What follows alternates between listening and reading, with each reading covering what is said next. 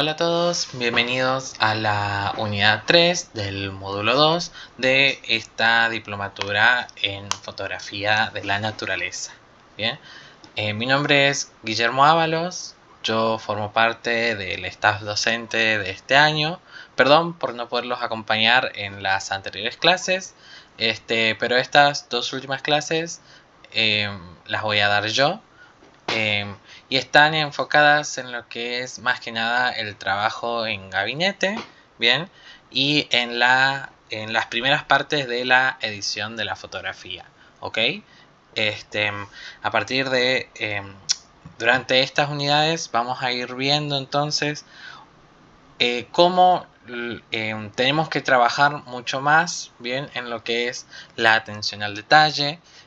Vamos a intentar voy a intentar más que nada dar como pequeños tips y demás para esta unidad que creo que compete a muchos de los que están haciendo la diplomatura, bien, que es la fotografía científica, bien. Pero algunos capaz los que no estén familiarizados con ella se preguntarán qué es la fotografía científica. Y bueno, es una rama especializada de la fotografía cuyo objetivo principal es lo de documentar, registrar y analizar fenómenos o procesos, incluso estructuras y especímenes de interés para la ciencia. Bien, a diferencia de lo que es la fotografía artística, su propósito no es estético, sino que es informativo e incluso muy riguroso, bien, ya que la idea de esta disciplina es transmitir información completamente objetiva, precisa y que pueda ser verificable tanto por el que la toma como por el que la está observando, bien, y aquel que lo quiera replicar. De manera que esto permita a los investigadores no solo describir los hallazgos, bien, sino que también ayuda a comparar resultados e incluso comunicar los conocimientos a la comunidad científica y al público en general. Este tipo de fotografía se utiliza en múltiples ámbitos de la investigación. En el campo permite documentar organismos en su ambiente natural, durante procesos ecológicos, fenómenos geológicos e incluso muchas veces interacciones biológicas. Bien, por otro lado, en el laboratorio se centra más en lo que es la captura controlada de muestras, en ensayos experimentales e incluso la descripción y justamente la fotografía de estructuras microscópicas. Y obviamente todo esto se ve beneficiado en un ambiente donde las condiciones son cuidadosamente reguladas, es decir, el laboratorio. Bien, entonces en estos dos ámbitos la fotografía científica cumple un rol clave en lo que es la recolección de evidencias y la explicación de procesos y la difusión de lo que es el conocimiento. Bien, pero acá entra lo que es un nuevo ambiente, como les introduje, ¿no? Que es el laboratorio. Bien, en las unidades anteriores, en el módulo anterior, han visto cómo es trabajar en el campo, bien, cuáles son las consideraciones que hay que tener en el campo, pero obviamente todo eso cambia a la hora de trasladar la fotografía dentro de un laboratorio. Bien, entonces hay que entender al al laboratorio como un ambiente único, bien, a la hora de la producción fotográfica. Y este cuenta con algunas ventajas y desventajas, bien. Entre las ventajas podemos entender que la iluminación es controlada y muchas veces es de manera muy precisa. Bien, las condiciones siempre se mantienen estables y si se dispone de equipamiento especializado, como por ejemplo cámaras de alta resolución o microscopios con sistema de captura digital, fuentes de luz regulable y soportes de montaje, bien, se logran fotografías de alta calidad, bien, y justamente todas estas condiciones garantizan lo que es la precisión y el detalle a la hora de la documentación, como así también facilitan la visualización de estructuras o procesos, bien, que serían difíciles de percibir a simple vista o incluso sin la posibilidad de equipo fotográfico o de video, bien. Y esto también lo que permite a su vez es la replicación y la comparación de resultados entre diferentes equipos de trabajo. Bien, además de, obviamente, que las imágenes obtenidas son un recurso valioso, no solo para la enseñanza y la divulgación científica, ya que estos acercan todo este tipo de fenómenos a un público que obviamente no está especializado en el tema. Pero como les dije, también cuenta con algunas desventajas, bien, como por ejemplo que se requiere de equipos muy costosos y altamente especializados, así como también un nivel considerable en lo que es la preparación técnica por parte del que está por tomar la fotografía o en algunos casos del operador, bien. Algunas muestras incluso son extremadamente sensibles a la hora de manipular o incluso a la exposición lumínica, lo cual limita el tiempo de captura o incluso en algunos casos lo aumenta. Bien, además obviamente de la complejidad que es el procesamiento al demandar largas horas para lo que es el preparado y ajuste, bien, para todas estas técnicas. Aún así, siempre los beneficios superan a las limitaciones y es por esta razón que se ha consolidado como una herramienta indispensable en muchas disciplinas. Bien, otra cosa que quiero dejar en claro, que sé que estamos en una diplomatura para el uso de una cámara fotográfica en un laboratorio, bien, pero últimamente también se ha avanzado mucho con lo que son las tecnologías en la fotografía de celular, bien, por lo que yo también voy a estar hablando un poquito de ese vaivén, ¿no? Porque hay trabajos a nivel mundial con fotografías muy buenas, incluso con ediciones, todas hechas desde el celular, ya que hay muchos celulares que hoy en día compiten con eh, con fotografías, perdón, con cámaras fotográficas de un rendimiento medio, ¿bien? O sea, no hay que desvalorizar ni tampoco dejar de lado si uno tiene un celular con una buena cámara y la posibilidad de tener un adaptador para lo que es el sujetarlo a un ocular, ¿bien? Se logran muy buenos resultados, ¿bien?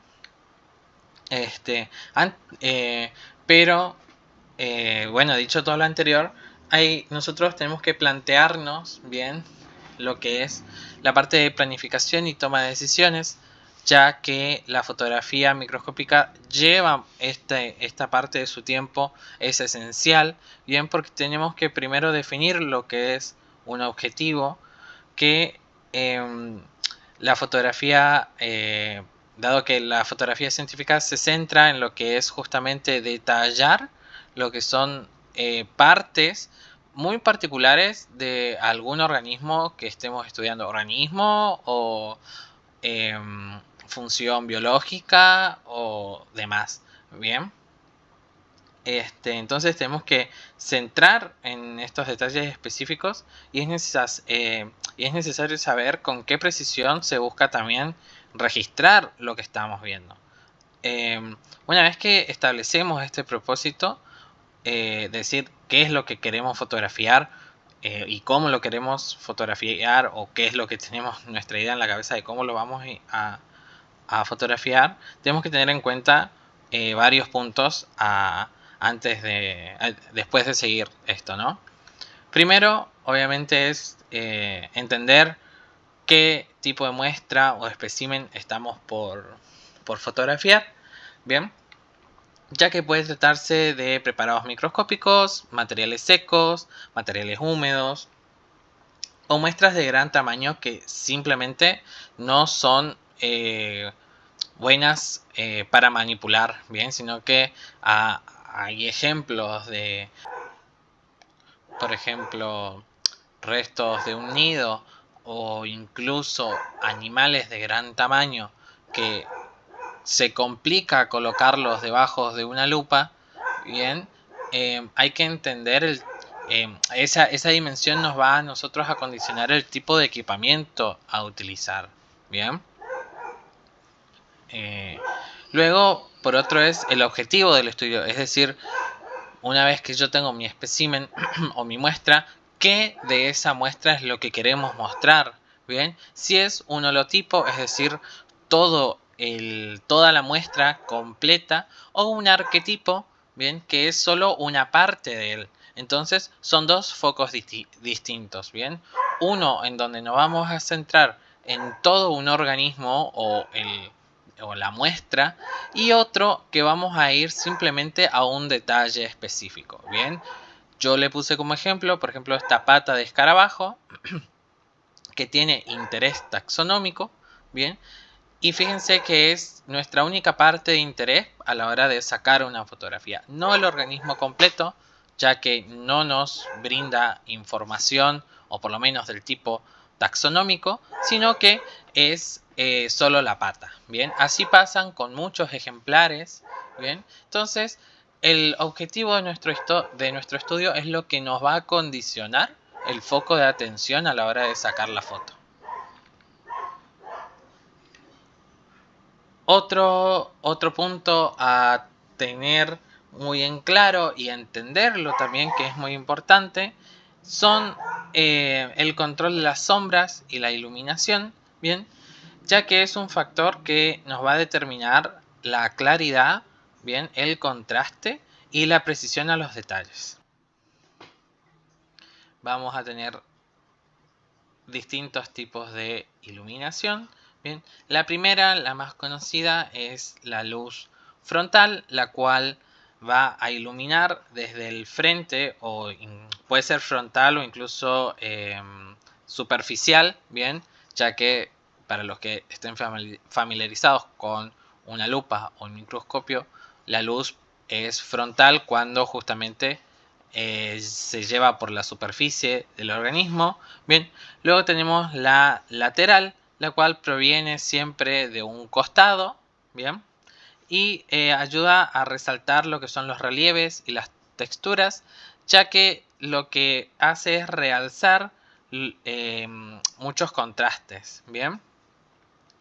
El otro tipo de iluminación, que también algunos lo conocerán, es la de campo oscuro, la cual la luz incide de manera oblicua sin entrar directamente en el objetivo, bien, lo que da lo que produce un fondo oscuro y resalta lo que son muchas veces las estructuras translúcidas, bien. Con esto se ven mucho mejor lo que son las células, bien, o muchos organismos microscópicos o unicelulares, bien. Por otro lado tenemos la iluminación cruzada, la cual se aplican normalmente dos haces de luces opuestos, lo que reduce los reflejos a la hora de enfocar texturas o incluso relieves de un organismo, y mejora mucho lo que es el contraste, es decir, la densidad de blancos y negros. Por otro lado tenemos lo que es la iluminación especular, que lo que busca es todo lo contrario, es reflejar los lados brillantes o incluso estructuras húmedas, bien, de algunos organismos, que es muy útil para detectar algunos tipos de textura, bien. Luego tenemos el control del espectro de luz, bien, que consiste en tener en cuenta la temperatura del color de la luz, es decir, detectar cuando las luces son frías, es decir, tienen color blanco o azul, o cálidas, aquellas que tienen tonos anaranjados. Y esto lo que hace es influir también en la percepción de nuestra muestra. Y vamos a tener vamos a entender en realidad que el balanceado o el matizado puede ser pre-revelado o preedición, bien, ya entendiendo de qué color estamos trabajando, qué gamas de colores estamos trabajando con nuestras luces, bien, e intentamos, o por lo menos cancelamos, si es que queremos, o incluso las mejoramos, bien, ya con las funciones predeterminadas de lo que es el balanceado o el matizado, bien. Por otro lado, también tenemos el post revelado, es decir, cuando quizás no nos llevamos muy bien con esta herramienta de las cámaras, bien, que es el balanceado o el matizado, o incluso no llegamos a un resultado que nosotros queremos y saltamos a lo que es el post revelado en Photoshop o en Lightroom. Estos son dos ejemplos, pero hay muchos en realidad. Voy a hablar por ahí de estos porque son los que yo utilizo, pero ya les digo, hay muchos programas de edición, muchos tienen pros y contra, bien. Yo nada más porque estoy más familiarizado con estos programas. Y lo que uno busca en este post revelado o edición es ya sea mejorar la calidad de mejorar lo que es las tonalidades de nuestra foto para no interferir en la percepción de nuestra muestra, bien, o en algunos casos buscar más contraste a la hora de detallar ciertas estructuras, bien. Estos 4 pasos son muy fundamentales antes de entrar a los tipos de fotografía, bien. Si nosotros entendemos con qué estamos trabajando, ya sea no solo el material, bien, al cual estamos por fotografiar, sino también nuestro equipo, bien, porque bueno, los que trabajamos en exactas sabemos las limitaciones con las que tenemos que trabajar, bien, y muchas veces contamos tanto con luces blancas como con luces amarillas, por ejemplo, con un material óptico que suele ser un poco borroso, bien, o que hay que mejorar un poco algunas cosas, o tenemos que trabajar con varios focos y demás, que obviamente como que nos lleva un poco más de tiempo todo lo que es esta toma de decisiones. Hay otras personas que no necesitan tanta toma de decisiones porque el material, las herramientas con las que están por trabajar ya cuentan con controles para todo este tipo de cosas, bien, porque hay microscopios o cámaras que ya vienen ya especializados para lo que es la fotografía en laboratorio, bien. Ahora sí, entrando en lo que es el primer tipo de fotografía científica, encontramos a la que es la microfotografía, bien, que es una técnica que se especializa en capturar imágenes de objetos extremadamente pequeños, bien. No pueden ser registrados obviamente por el sensor de una cámara convencional, bien, y es por eso que para lograrlo es indispensable el uso de un microscopio óptico o una lupa estereoscópica, bien.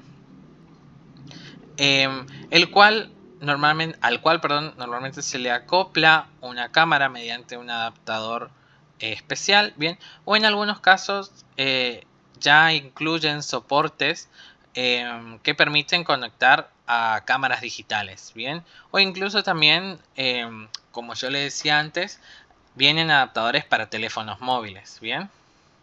Esta técnica es muy esencial y se la utiliza en realidad, bueno, no hace falta por ahí capaz, pero la utilizan en muchas disciplinas como la biología celular, la histología, entomología, la mineralogía, la medicina. Todo esto porque permite justamente el análisis de las estructuras microscópicas, bien, como así también la divulgación para el público generalizado, bien. Y es gracias a este tipo de fotografía que no solo ofrece un registro preciso de lo que está pasando a nivel micro, sino que también sirve como evidencia para comparaciones y publicaciones, ¿bien? Y vamos a entender a la microfotografía porque tiene 5 características muy particulares. Primero, como les dije anteriormente, para que sea microfotografía hace falta el uso de un equipamiento especializado, bien, es decir, se necesita o un microscopio óptico con adaptador, cámaras con alta resolución o monturas universales para los dispositivos móviles, bien. Ahí yo les dejé 2 ejemplos, bien, de una cámara acoplada a una lupa trinocular, que también vienen los microscopios trinoculares, bien, y en algunos casos adaptadores para celulares, bien.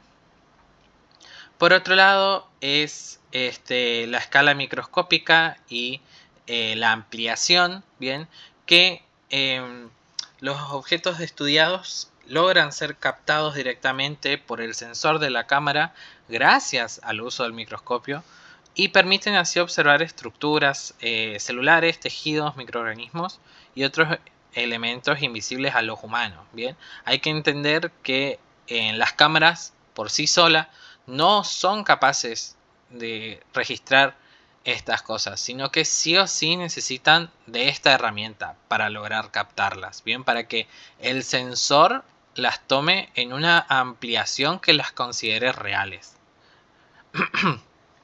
Por otro lado, hay mucha precisión en el enfoque de estas estructuras debido a que hay una profundidad de campo que se nota afectada, bien, se ve reducida, bien, por justamente este nivel microscópico. Y muchas veces necesita el ojo del que está por tomar la fotografía y que entienda lo delicado que es como cómo enfocar estas estructuras es muy complicado, ¿bien? Para que el sensor lo capte, para que lo enfoque, para que no lo tome como un paisaje o que no lo tome como, sí, como un paisaje, ¿bien? Sino que tenemos que hacer foco en un lugar preciso de la imagen, ¿bien? Pese a que esté en toda la pantalla, eso es un primer plano, no es una fotografía de paisaje, ¿bien? No es una amplitud, ¿bien? Sino que es un primer plano mega enfocado de una estructura microscópica, ¿bien? Por otro lado, también tenemos un factor muy clave que es la iluminación controlada, ¿bien? Donde se pueden utilizar no solo las técnicas que vimos con anterioridad, como el campo claro, el campo oscuro, sino también algunos microscopios cuentan con otros tipos de iluminación que nos ayudan a enfocar todo tipo de estructuras, bien, que no son posibles con iluminaciones convencionales. Por ejemplo, tenemos el contraste de fase o la fluorescencia, bien, y esto todo va a depender otra vez del tipo de muestra y el objetivo de nuestra observación, bien. Y por último es la preparación de las muestras, bien, que muchas veces las muestras requieren técnicas de fijación, tinción, montaje, bien, para obtener justamente el resultado de nuestro objetivo principal, es decir, qué es lo que queremos enfocar, qué es lo que queremos explicar y qué es lo que queremos que se vea, bien. Todo eso lleva su tiempo, bien. Aquellos que trabajan con este tipo de cosas no es solo colocar el objeto debajo del microscopio o la lupa, colocar la cámara y sacar una foto. No, no, no. Hay un tiempo en el que nosotros tenemos que realizar el enfoque, el encuadre, si se ven las estructuras, si no se ven las estructuras, porque en el caso que no se vean las estructuras o no se ven de la manera que nosotros queremos, ya sea por un problema en la iluminación o porque el material no es amigable, bien, a la hora de enfocar, entonces tenemos que replantearnos todo nuestro paso a paso, nuestra planificación y en algún lado tenemos que ajustarlo, ¿ok? Por otro lado tenemos otro tipo de fotografía, bien, la macrofotografía, que es una técnica también dentro de la fotografía científica que se utiliza para captar objetos pequeños, bien, con gran nivel de detalle. Hasta este momento parecería casi la misma definición que que la macrofotografía, bien, pero en realidad hay una diferencia muy particular, bien. Al igual que la microfotografía, estos detalles de nuestro objeto no son registrados directamente por el sensor de las cámaras convencionales, sino que es necesario utilizar algo que se denomina lente macro, que es un lente especializado que está diseñado específicamente para enfocar a distancias muy cortas bien, es decir, que nuestro campo de captura es mucho más pequeño, bien, se achica nuestra distancia, bien, y de esta manera nosotros logramos capturar objetos pequeños con gran nivel de detalle, bien. Obviamente no podemos ir más allá de un enfoque, ¿cómo sería? De una lupa, bien, porque para ciertas estructuras ya sí necesitaríamos enfocarnos en lo que es la microfotografía, bien. En el caso de la macro, nosotros necesitamos un lente para la cámara, bien, para llegar a ciertas amplitudes, bien, de enfoque, pero no necesitamos un equipo bien especializado, solamente un lente, a comparación de la microfotografía que necesitábamos un equipo completo, bien. Vamos a entender entonces que la macrofotografía está dada por los lentes especializados, justamente, bien, que son lentes que se acoplan a las cámaras, que hay de dos tipos, bien, los lentes macro con una distancia de enfoque mucho más corta, bien, que son estos que son largos, bien, donde nosotros, esto es para aumentar nuestra distancia desde la cámara hasta el objeto. El objeto normalmente está en la punta, bien, pero nosotros y nuestra cámara están lejos del objeto. Y por otro lado tenemos los objetos los objetivos, los lentes macro más convencionales, bien, pero en estos casos nosotros tenemos que acercar no solo la cámara, sino también nosotros hacia el objeto, bien. En ambos casos la profundidad de campo está reducida, es decir, que la distancia entre el lente y el objeto que vamos a sacar es corto, bien. Lo que cambia entre estos dos lentes es la distancia de la cámara al objeto, bien. Vamos a entender también que la ampliación aumenta, bien, en donde la relación entre el objeto que vemos y el objeto que se saca, o sea, el resultado de la fotografía es uno en uno, bien, o incluso muchas veces superiores. Esto significa que el objeto se proyecta en el sensor de la cámara con el mismo tamaño que es en realidad, bien. Es decir, nosotros vamos a ver en gran detalle un objeto pequeño, bien, de la manera que se debería ver si la cámara fuera pequeña, bien, o sea, si tuviera ese mismo tamaño. No sé si me estoy explicando. O sea, nosotros vemos al objeto de estudio ampliado en una relación 1:1. Es decir, si la cámara y el objeto tuvieran el mismo tamaño. Espero que se entienda. Como dije, la distancia de enfoque y la profundidad de campo están reducidas, bien, porque recordemos que este tipo de fotografías son en primer plano, bien, llevan ese tipo de configuración. Y por otro lado, también tenemos que entender que podemos trabajar de dos formas, bien. Primero, confiándonos de lo que es la iluminación ambiental. Muchas veces la gente que hace macrofotografía la hace en el campo o sí, en el campo, bien, sin la necesidad de otros aparatos, bien, para iluminación, pero es mejor cuando se utiliza ¿cómo es? Iluminación artificial, ya que gracias a ella nosotros con un simple flash o con una simple linterna, hay algunas linternas muy especializadas, bien, con una buena luz, bien, que nos permite sacar una fotografía sin sombras, bien. Nos permite tener objetos muy lisos, muy detallados, como lo es en esta imagen, bien. Fíjense que no hay sombras en ninguna parte, más allá de las sombras naturales que se podrían dar por la coloración del animal, pero no hay sombras No hay sombras artificiales, ¿bien? Es decir, o sombras derivadas de la iluminación ambiental. Porque todo eso se corta gracias a la iluminación artificial. Bien. Y por otro lado, también tenemos lo que es la preparación de las muestras, que en el mismo caso que en la microfotografía, muchas veces hay un preparado previo, bien, a la hora de sacar una fotografía.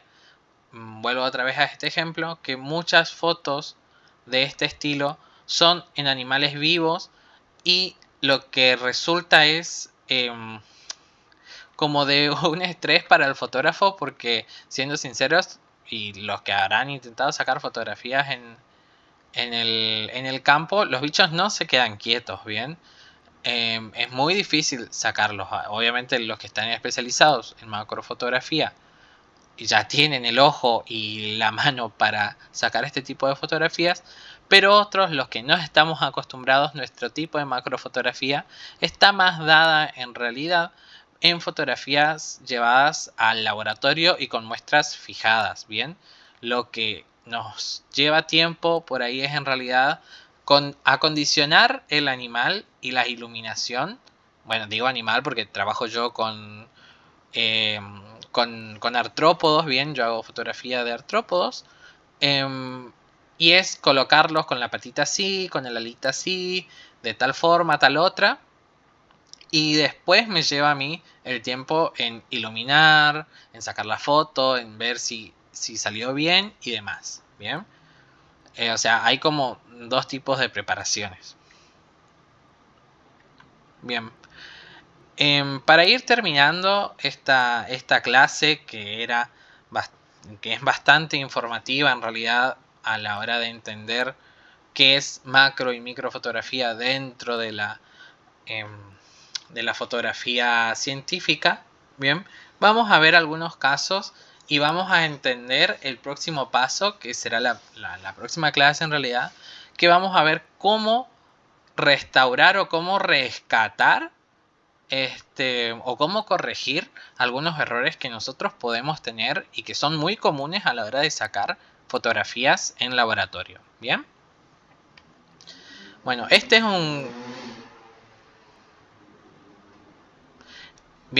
un claro ejemplo, bien, de falta de iluminación. Bien. Eh, va, no, perdón, falta no, de exceso de iluminación. Fíjense, esta es una chicharrita, bien, de que lamentablemente por el color que tiene, que obviamente es un color más amarillento y demás, fíjense que la luz no nos permite a nosotros ver, obviamente igual la calidad de la imagen tampoco es la mejor, ¿no? Partiendo desde el vamos, pero no nos sirve incluso, bien, para distinguir detalles de lo que es la venación alar, que en este grupo es muy importante.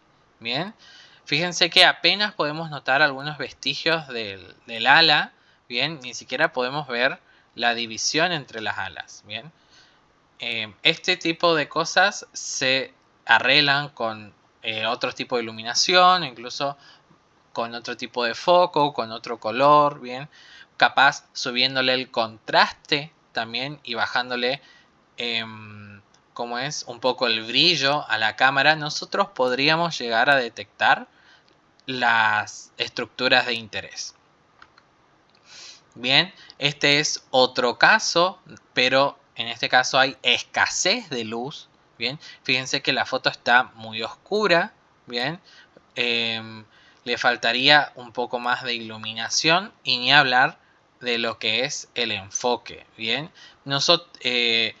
el enfoque está perdido entre lo que es el tórax, bien, y parte del abdomen, pero fíjense que la cabeza no sale bien enfocada, bien, y que algo importante para este grupo que son las hormigas, la cabeza, el tórax y lo que es el abdomen deberían estar mejor enfocadas que las patas. ¿Esto por qué? Porque estas estructuras o lo que nosotros vemos en el abdomen, en el tórax y en la cabeza son de interés taxonómico. Bien, si uno quisiera intentar, ¿cómo es? pasar por clave esta hormiga sería muy complicado porque no se ven las estructuras de interés que nosotros necesitamos, ¿bien? Para identificarla. Entonces, tener un objetivo claro a la hora de enfocar es muy importante. Es mejor tener 3 fotos de estas 3 partes por separado que intentar sacar una foto entera, ¿bien? Este es otro ejemplo en donde no solo el enfoque está mal, ¿bien?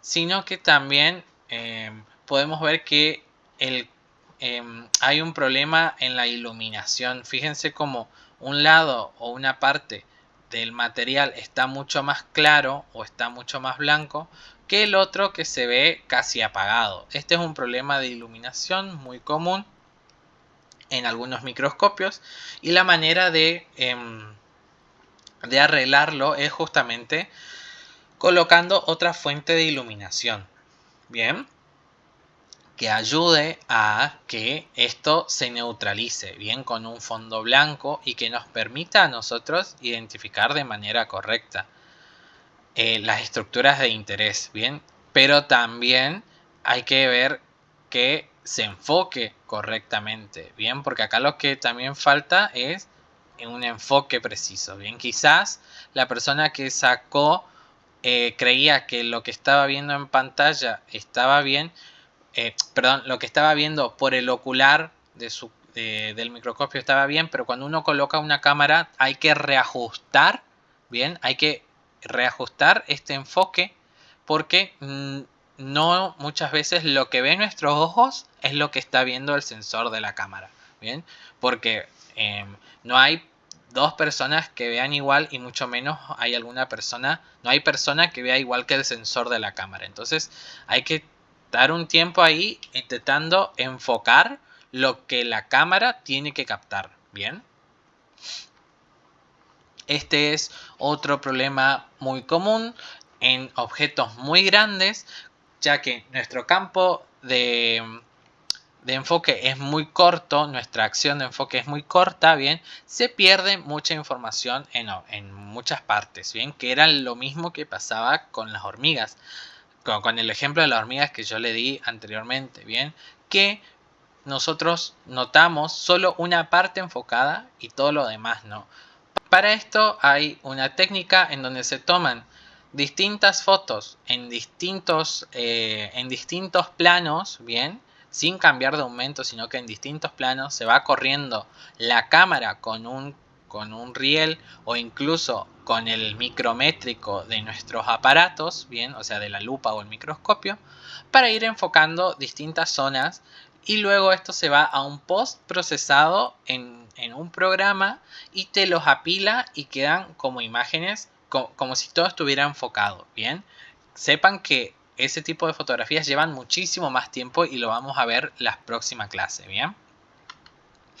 Este es un ejemplo también donde hay exceso tal vez de luz y fíjense que perdemos algunas estructuras por acá abajo, bien, e incluso me atrevería a decir, aunque no soy botánico ni nada, pero fíjense cómo está mayormente teñido o incluso hay una diferenciación entre lo que se tiñe arriba y lo que se tiñe abajo, bien, entonces esto también es parte de un problema, entre comillas, a la hora de realizar técnicas de tinción, que muchas veces algunas estructuras no se tiñen correctamente, bien, entonces esto es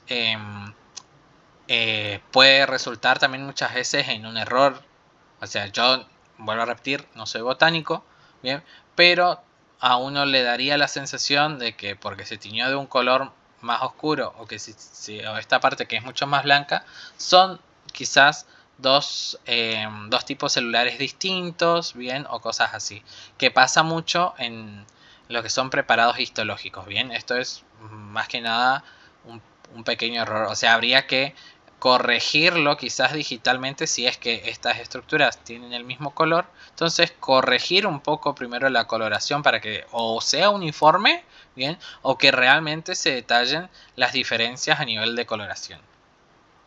Bien, pero fíjense también que esta imagen tiene un postprocesado y que eliminó todo lo que sería como ruido de la imagen y la puso en un fondo blanco. Bien, este tipo de procesados, bien, de clave alta se los denomina, bien, es justamente para centrar la atención del observador hacia un punto fijo, bien, y eliminar todo tipo de estructura que no hacen falta, bien. También tenemos las de clave baja, bien, el postprocesado de clave baja o fotografías en clave baja, bien, que son aquellas que salen con un fondo negro, bien. Esto del fondo negro es un postprocesado, bien. Esto se lo edita después, ok.